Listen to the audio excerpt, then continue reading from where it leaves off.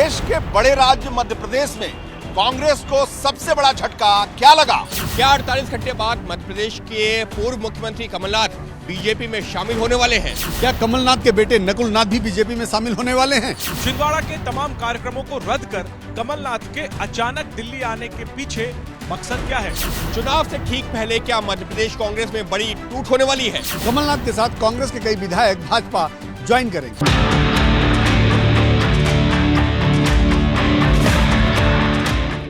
Kamal Nath BJP में शामिल होंगे, अपने सांसद बेटे को भी भगवा पटका पहनाएंगे। कई विधायक और सैकड़ों कार्यकर्ता भी बीजेपी ज्वाइन करेंगे। जिस वक्त देश के दिल मध्य प्रदेश से दिल्ली तक की राजनीति में ये खबरें तैर रही थीं, ठीक उसी वक्त कमलनाथ का विमान भोपाल से दिल्ली रवाना हो रहा था।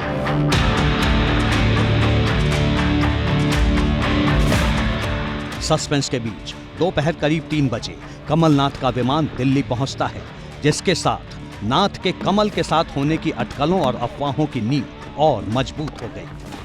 सूत्रों ने पक्के तौर पर बताया है कि 19 फरवरी को कमलनाथ बीजेपी में शामिल हो सकते हैं। कमलनाथ के सांसद बेटे नकुलनाथ भी बीजेपी ज्वाइन कर सकते हैं। कांग्रेस के 10 से 12 विधायक और हजारों कार्यकर्ता भी कमल के साथ आ सकते हैं। दिल्ली रवाना होने से पहले कमलनाथ छिंदवाड़ा में थे। जवानी समर्पित कर दी, मेरी आखिरी सांस तक मैं छिंदवाड़ा के नए विकास के लिए प्रयास करता रहूंगा। आप सब का दिया हुआ प्यार और विश्वास मुझे बल और शक्ति देता है, और वही प्यार और विश्वास मुझे मेरी आखिरी सांस तक मिलता रहे। इसके बाद कमलनाथ के सभी कार्यक्रम रद्द कर दिए गए। तुरंत भोपाल पहुंचे और भोपाल से अपने सांसद बेटे नकुलनाथ के साथ दिल्ली की उड़ान भरी। ये सब तब हुआ जब राहुल गांधी भोपाल से करीब 700 किलोमीटर के फासले पर रोड शो कर रहे थे। और ये देश जब भी मजबूत होता है, ये जब भी मजबूत होता है जब ये एक साथ मिलकर काम करता है। यूपी में राहुल गांधी की न्याय यात्रा का पहला दिन था, तो एमपी से कांग्रेस की राजनीति का बहुत बड़ा विकेट गिरने की खबर तैर रही थी। सवाल यह है कि क्या राहुल गांधी मध्य प्रदेश में हो रही सियासी हलचल से नावाकिफ हैं? क्या राहुल गांधी को कमलनाथ के बीजेपी में शामिल न होने का भरोसा है? इन सवालों का जवाब जानने से पहले कमलनाथ के राजनीतिक रसूख को समझना जरूरी है। ये जानना जरूरी है कि क्या होगा अगर वाकई कमलनाथ कांग्रेस छोड़ने का फैसला कर लेते हैं। दिग्विजय सिंह के बाद बीते कई सालों से मध्य प्रदेश कांग्रेस की राजनीति की कल्पना कमलनाथ के बगैर नहीं की जा सकती थी। कमलनाथ का नाम गांधी परिवार के बेहद करीबी नेताओं में शामिल है। कांग्रेस के लिए कमलनाथ के मायने क्या हैं? समझना चाहते हैं तो करीब 5 साल पहले चलिए। शपथ ग्रहण समारोह में शपथ ग्रहण करने के बाद जश्न की ये तस्वीरें दिसंबर 2018 की हैं, जब मध्य प्रदेश में कांग्रेस का 15 साल का सत्ता का वनवास खत्म हुआ था। ये कमलनाथ ही थे जिन्होंने शिवराज के 15 साल के राज को चुनौती देते हुए 1.5 दशक बाद मध्य प्रदेश में कांग्रेस की सरकार बनाई थी। भले ही सरकार 1.5 साल भी नहीं चल पाई, लेकिन कांग्रेस की जीत ने एक बार फिर कमलनाथ को कांग्रेस का संकट मोचक सिद्ध कर दिया था। कमलनाथ ईश्वर की शपथ लेता हूं कि मैं विधि द्वारा स्थापित भारत के संविधान के प्रति सच्ची श्रद्धा और निष्ठा रखूंगा। 77 साल के कमलनाथ राजनीति के मजे हुए खिलाड़ी हैं।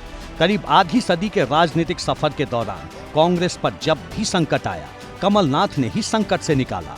लिहाजा देश की राजनीति के दिग्गज के सियासी इतिहास को समझना भी जरूरी है। आदरणीय देवी सज्जनों, आप सभी के सहयोग के लिए कमलनाथ की राजनीति की शुरुआत 70 के दशक में हुई।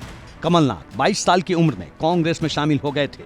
1980 में पहली बार छिंदवाड़ा से सांसद बने। तब से 9 बार लोकसभा सांसद चुने गए। मध्य प्रदेश में कांग्रेस के अध्यक्ष से लेकर मुख्यमंत्री तक रहे हैं। कांग्रेस की सियासत और गांधी परिवार में कमलनाथ की कितनी पकड़ थी, इसका अंदाजा इसी से लगा सकते हैं कि 1979 में तत्कालीन प्रधानमंत्री इंदिरा गांधी ने छिंदवाड़ा में एक चुनावी रैली की थी। इस दौरान कहा था, ये सिर्फ कांग्रेस के नेता नहीं हैं, राजीव गांधी और संजय गांधी के बाद मेरे तीसरे बेटे हैं, आप इन्हें चुनाव जितवाइए। केवल उस वक्त जो शक्ति हमें मिली कि आज भी नहीं है, लेकिन उस वक्त और भी कम। 13 दिसंबर 1979 को जिन कमलनाथ को इंदिरा गांधी ने अपना तीसरा बेटा बताया था, करीब 45 साल बाद उन्हीं कमलनाथ के अब बीजेपी में शामिल होने की चर्चा है।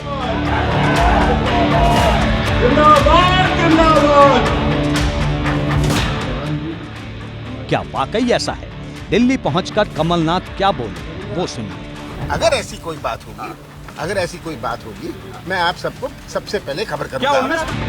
कमलनाथ काहे बगाहे बीजेपी में शामिल होने की अटकलों को खारिज करते रहे हैं।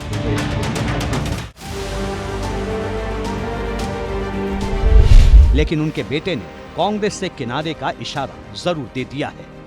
मध्य प्रदेश से कांग्रेस के इकलौते सांसद कमलनाथ के बेटे नकुलनाथ ने अपने ट्विटर बायो से कांग्रेस पार्टी का नाम हटा दिया है।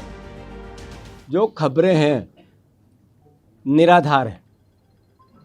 कोई किसी प्रकार की वो भावना, कभी सपने में आप सोच सकते हो कि इंदिरा जी का तीसरा बेटा कांग्रेस छोड़ सकता है?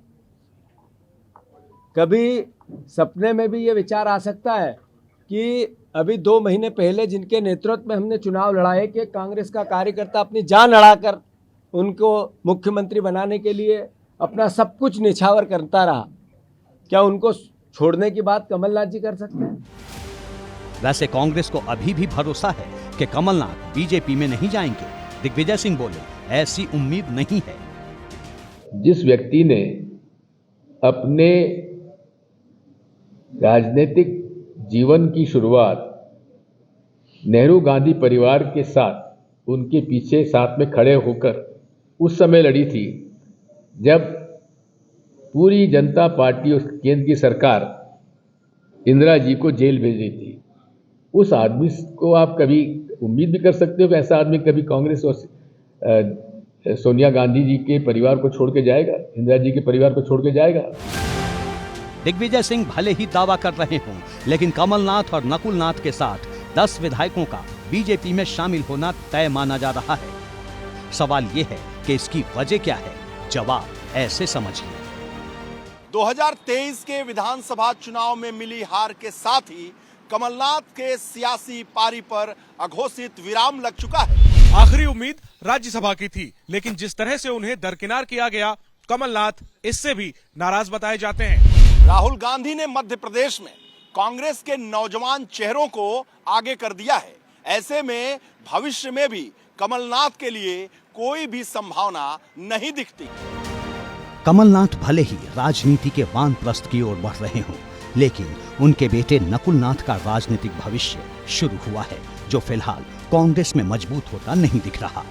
अब सवाल ये है कि क्या बीजेपी कमलनाथ को शामिल करेगी? हम तो लेंगे नहीं, हमारे दरवाजे तो उनके लिए बंद है बिल्कुल। आदमी बाजार में जाएगा तो ताजा फल तोड़ेगा कि बासी फल? कमलनाथ के बीजेपी में शामिल होने को लेकर कैलाश विजयवर्गीय ने ये बात 10 दिन पहले कही थी।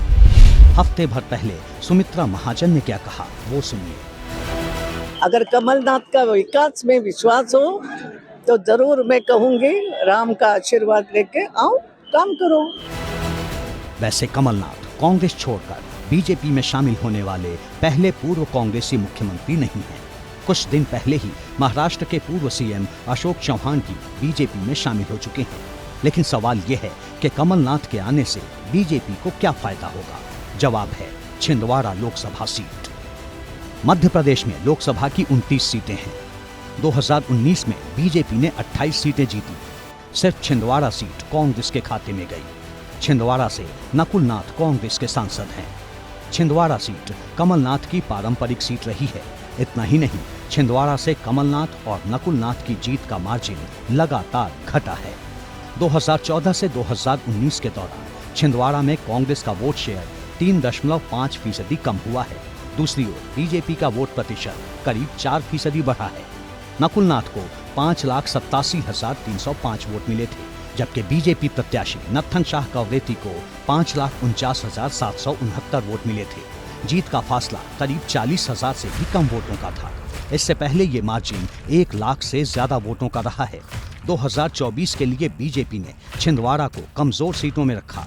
पिछले कुछ महीनों के दौरान बीजेपी ने कमलनाथ का गढ़ भेदने के लिए पूरा जोर लगाया है। यही वजह है कि मध्य प्रदेश में विधानसभा चुनाव नतीजों के 3 दिन बाद ही शिवराज सिंह चौहान छिंदवाड़ा पहुंच गए थे। देखो, आज से हम शुरू कर रहे हैं मिशन मध्य प्रदेश का, मिशन 29। मिशन 29 और मिशन 29 का मतलब है मध्य प्रदेश में लोकसभा की सीटें हैं 29 और मेरी दिल से इच्छा है और उसके लिए हम सब मिलकर दी जान एक करेंगे। पिछले लोकसभा चुनाव में कमलनाथ के मुख्यमंत्री होने का लाभ नकुलनाथ को मिला था। इस बार सरकार बीजेपी की है। बीजेपी मिशन 400 प्लस के लिए पूरी जी जान से जुटी है। ऐसे में नकुलनाथ के लिए राह शायद ही पहले जितनी आसान रहे। लेकिन अगर कमलनाथ बीजेपी में शामिल होते हैं तो कांग्रेस के लिए मध्य प्रदेश की सियासी जमीन पर पैर जमाना आसान नहीं होगा।